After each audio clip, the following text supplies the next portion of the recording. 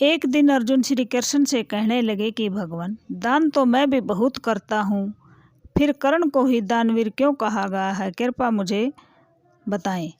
अब श्री कृष्ण भगवान ने कहा कि अर्जुन, मैं यह बात तुम्हें सबूत के साथ बताऊंगा। और कृष्ण भगवान ने अपनी माया शक्ति से सोने की एक पहाड़ी खड़ी कर दी और अर्जुन से कहा कि यह सोना गरीब गांव वालों में बांट दो। अब अर्जुन सोना बांटने लगा और गांव वाले अर्जुन की वाहवाही करने लगे और अर्जुन मन मन में प्रसन्न होने लगा। अब प्रसन्न होते होते सोना बांटते बांटते अर्जुन को बहुत घमंड हो गया था कि तू गांव वालों को बहुत सोना बांट रहा है लेकिन सोना खत्म नहीं होता। अर्जुन सोच विचार करके गांव वालों को जिसको जितनी ज़रूरत होती उतना ही सोना देता, पर वह सोना खत्म होने का नाम नहीं ले रहा था।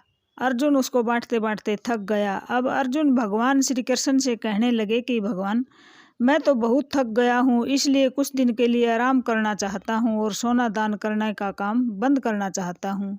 अब श्री कृष्ण ने कर्ण को बुलाया और कहा कि कर्ण, यह सोने का पहाड़ इन गांव वालों गरीबों में बांट दो। अब कर्ण आया और एक साइड में खड़ा होकर गांव वालों से कहा कि जिसको जितनी ज़रूरत हो उतना सोना ले जाओ।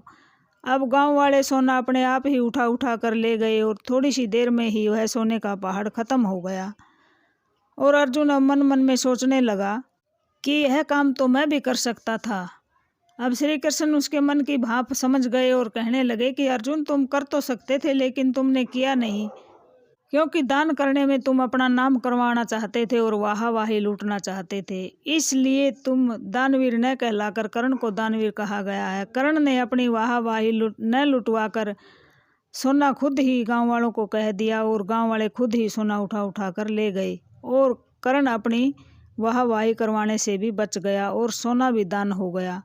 इसलिए सच्चा दानवीर वही है जो दान देकर धन्यवाद भी नहीं लेना चाहता और गुप्त दान करना ही दान करने का महत्व है, इसलिए कर्ण को दानवीर कहा गया है। अब अर्जुन का घमंड चूर चूर हो गया और अर्जुन ने कृष्ण से माफ़ी मांगी और अपने घमंड के लिए शर्मिंदा हुए। धन्यवाद।